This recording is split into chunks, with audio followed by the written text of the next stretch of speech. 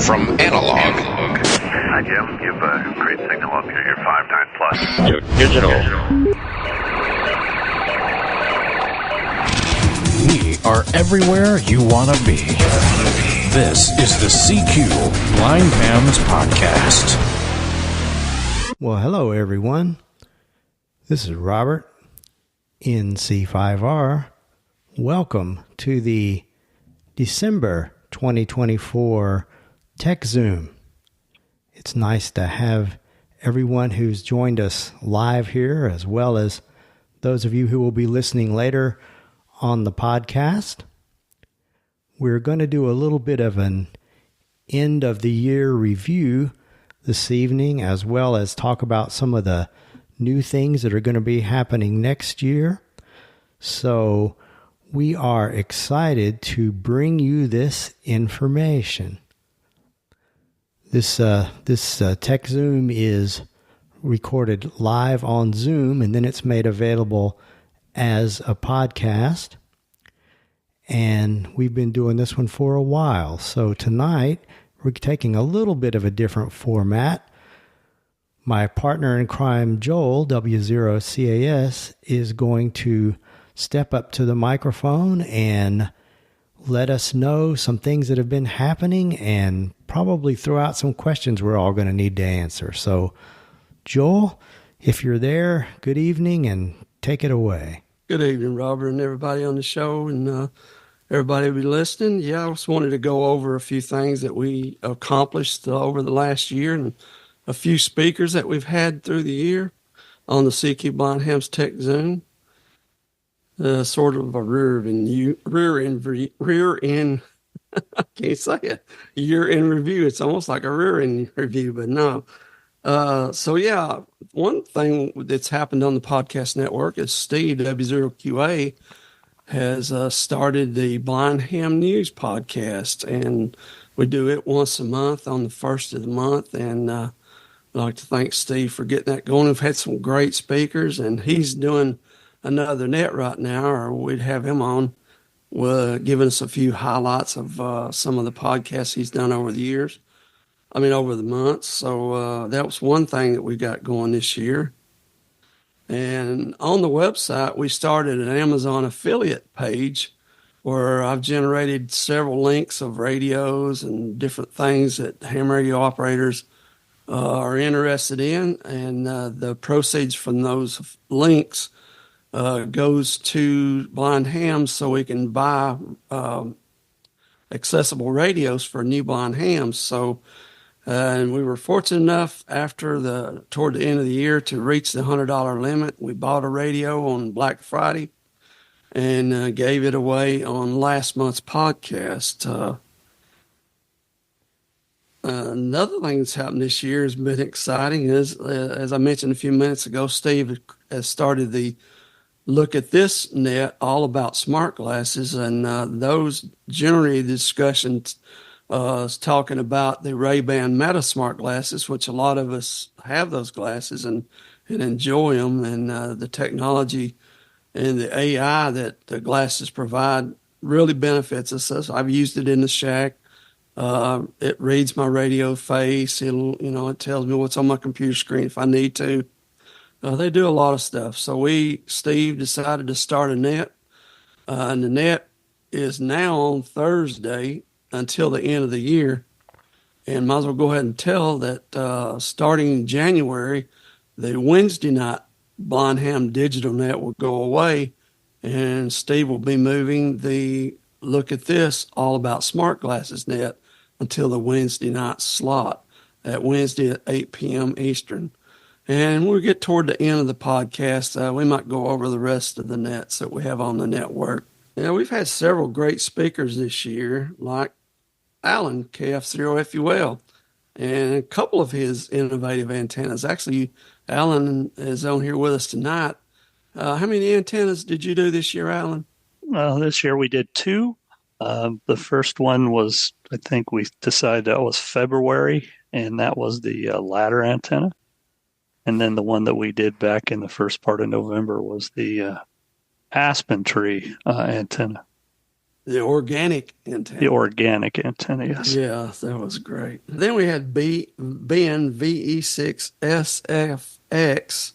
He's from Canada, and he talked to us about the Fara J antenna. So he took some Faraday cloth and built a J pole out of it. And that antenna has been a pretty hot item for the people that are out doing POTA and stuff. They'll throw that piece of paracord up the tree and pull that Fara J antenna up. And a lot of people are enjoying that. And then we had the Radar Scope app. We had the developers of the Radar Scope app a couple months ago. And then we had the Alpha Antennas. We had Steve from Alpha Antennas talking about a accessible tuning device used for mag loop antennas. So those are just some of the speakers we had on the CQ Blind Ham's Techzoom last year. And just to remind everyone, Joel, that all those are still available as YouTube videos or podcasts for anybody who didn't catch any of them. You can still go back and have that experience. Exactly. Yeah, they're all still there in podcast and YouTube form. And just to mention about YouTube a little bit, I looked at the YouTube numbers. We have 841 subscribers on the YouTube, and we have had 1,966 watch hours over the last 365 days. And we were up to 2,200 watch hours, but as the year goes along, we start dropping off. So we must have had a very good video that just dropped off after the 365 days has come around. So, well, maybe my idea coming up for next year, maybe that'll help us increase a little bit more watch hours on YouTube. We have had some standard podcasts, what I call standard. That's either a tutorial, a demo, or a review. And go ahead and mention there's one person that has the number one watches for 2024 so far, and that is my co-host tonight, Rob, NC5R. So if we had an award for Contributor of the Year, it would go to Rob, because his THD 75 and D-Star video and YouTube podcast was number one. And a couple other, I think Alan was like second, maybe.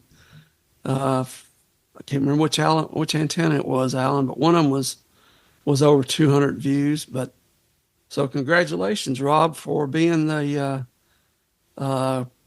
Contributor of the Year. Well, next year I want to be given an award for the Contributor of the Year. So if anybody has any ideas for a podcast, for a tutorial, a demo, a review, and Rob, you did several of them this year. Thank you very much for all your help creating content.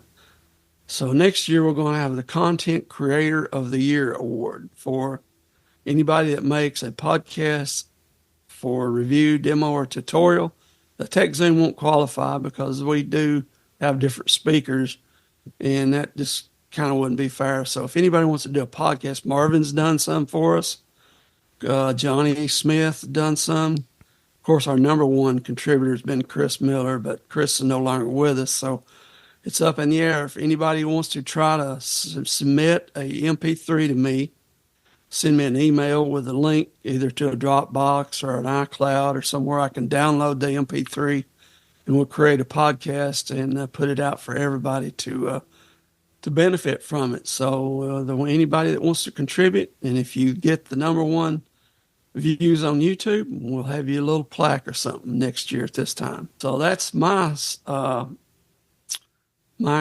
new thing for next year, and I think Marvin may have something coming up on his end for next year. Something that I've been interested in a long time. For years, I've listened to the Traders Nets on HF. Not that I bought that much stuff, but I just always thought it was interesting. And we have, with the bridge, we have a good many people checking in on Saturday. And since the Wednesday night net is going to be no longer with us, Noel told me I could take the third Saturday. And Neil, K8IT, mentioned a trader's net because we were going to have an open Thursday. And as it turned out, the glasses net is going to take that. But Neil called me and we talked about it. And I said, I don't want to make a big production out of this.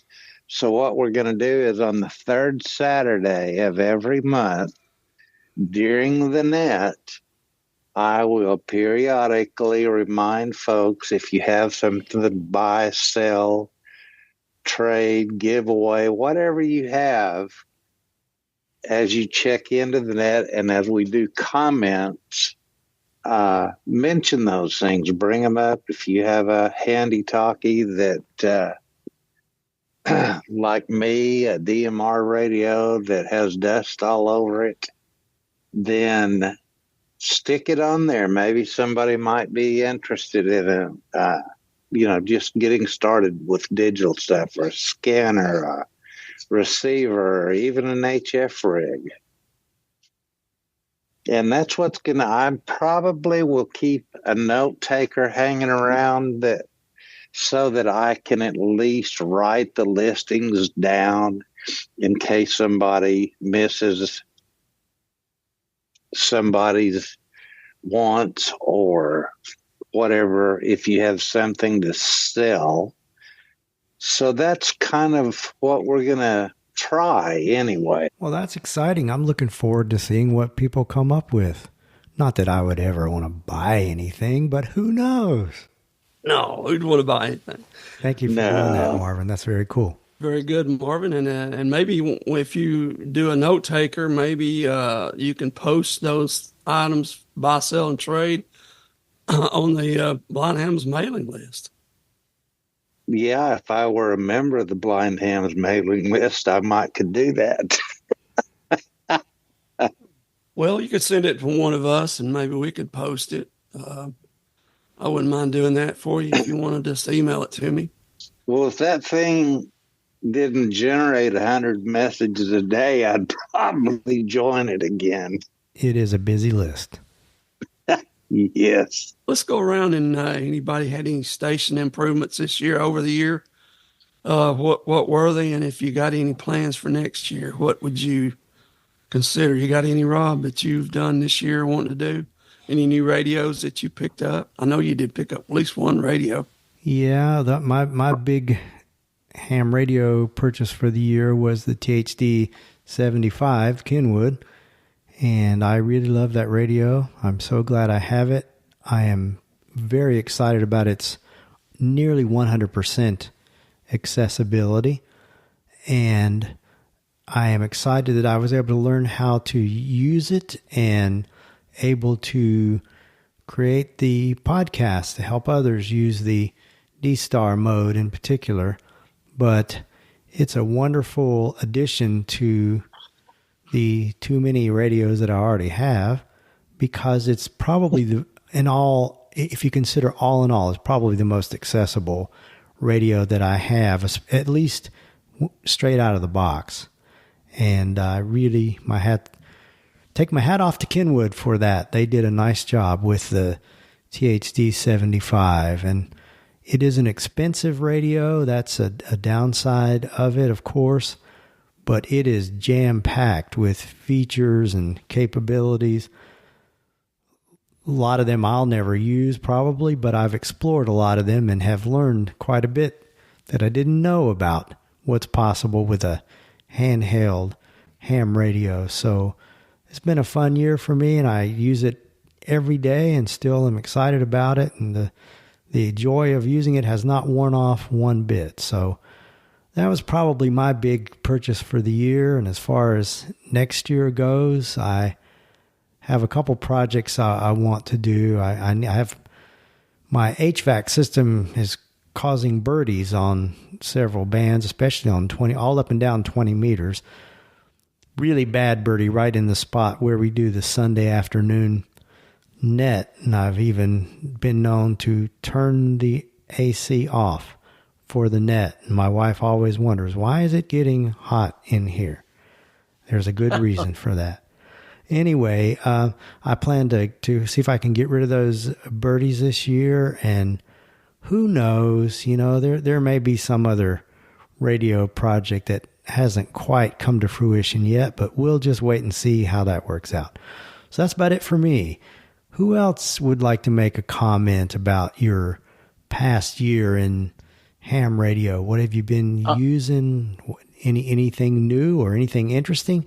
If you would, step forward and go ahead. I'd like to see us get something on with the solar weather, and I know that's been hard, and so is Ryan Hall because he's so busy doing stuff.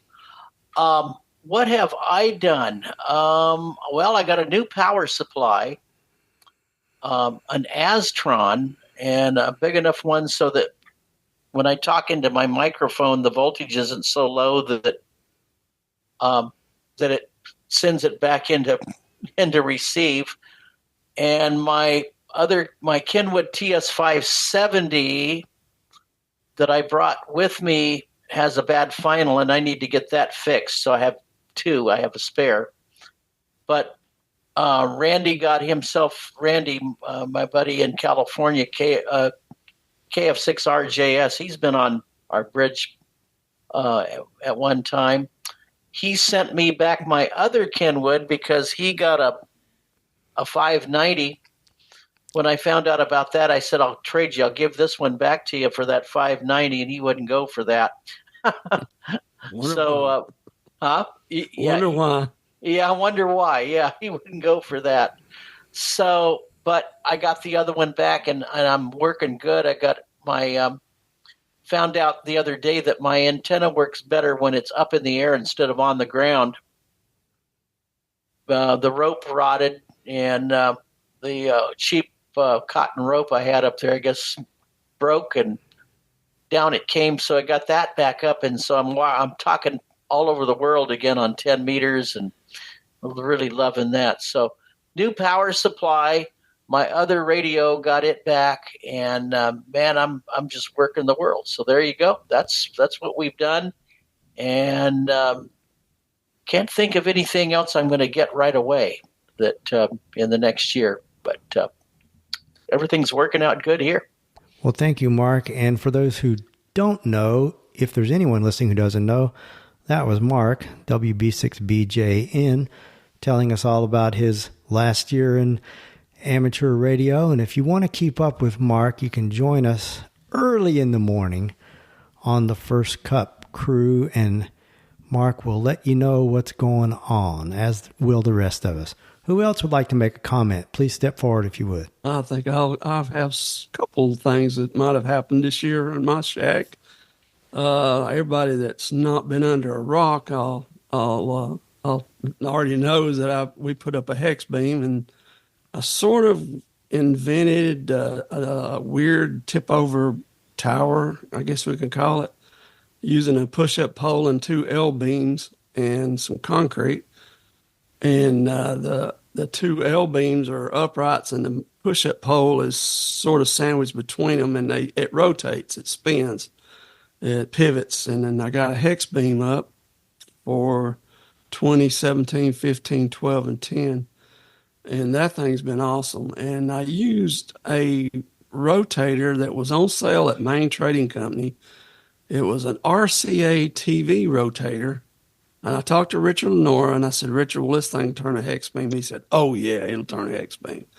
I kind of had my doubts, but the way I mounted this, I mounted it at the bottom of the tower. There's no weight on it. Nothing's pushing down because there's a drive shaft that goes through the push-up pole, and it's got bearings on both ends of it. So the hex beam, the weight of it is sitting on those 2 bearings, and a 5/8 inch stainless rod goes through the push-up pole, and then it's got a little adapter that bolts to the rotator. So the rotator, If I want to unhook it, I can just unhook it, pull four bolts, and take it right off the tower and put another one in there. And for $89 for a rotator and an accessible rotator controller. And you say, well, what kind of rotator controller is accessible? Well, this one, you have to have some help programming it, but it's very easy to program. It's got right and left arrows to spin it clockwise and counterclockwise. And it's got, I think, 12 programmable buttons. So I'm only using 8 of them. I'm using it north, northeast, east, southeast, south, and then so on and so forth. So I'm only using 8 buttons. So I can reach up on that, and it's got a LED, a big LED screen. If anybody's low vision, you can see it. But if you can't see any, you just push one of those 8 buttons, and it'll go where you want it to. Works great, and it's a cheap rotator, and Richard swore by it, so I bought one. That's about, next year, I'm going to go ahead and give you my next year. I've got a amplifier I bought from Johnny. It's a 600 watt ALS 606S solid state, 160 through 6 meter, amp. So I want to try to put it up on the desk if I can find a spot for it. And that's my project for next year. So anybody else? Rob, back to you. Excellent. Sounds like it's going to be a fun year for you, and already has been so far this year with that hex beam. That's pretty exciting. Anybody else want to comment on your 2024 year in amateur radio? If so, please go ahead. I will. W5MRR. Go for it, Marvin. It's not a new piece of gear by any stretch of the imagination, but it's a very neat radio. I delivered an amplifier to a friend of mine out in San Angelo. Robert knows him, Bob Crouch, K5CXG. And he gave me a Kenwood R1000 communications receiver. And it's an older receiver, but the neat part about it is it has a big switch, and you count megahertz. In other words, if you want to go to 3 megahertz, you go to the bottom and click it up 3 times, and you've got 3 megahertz, and it does all the way to 30 megahertz. But it's an older piece of gear, but I have just had a blast with it. Very cool. I'm not familiar with that one. I'd like to see it sometime. Well, it is just it's not a complicated radio at all, but it works. And this morning I hooked it up to my G5 RV antenna and all that, and it was a lot of fun to play with. There would be something rather refreshing about having a non-complicated radio. I like that concept, but I don't have one. Exactly. Well, thank you for that, Marvin. That's very cool. Anything else happened in this year or next year you want to tell us about, or is that it for now? No, that's about it for now. I still haven't gotten my little alpha amplifier fixed. My amplifier repair fella, he's taking a break from repairing amplifiers. Uh-oh. So anyway, he's on a couple of months of amplifier hiatus, I think. So. Well, everybody needs a break. Can't blame him much for that. Anybody else want to make a comment? Please come forward if you do.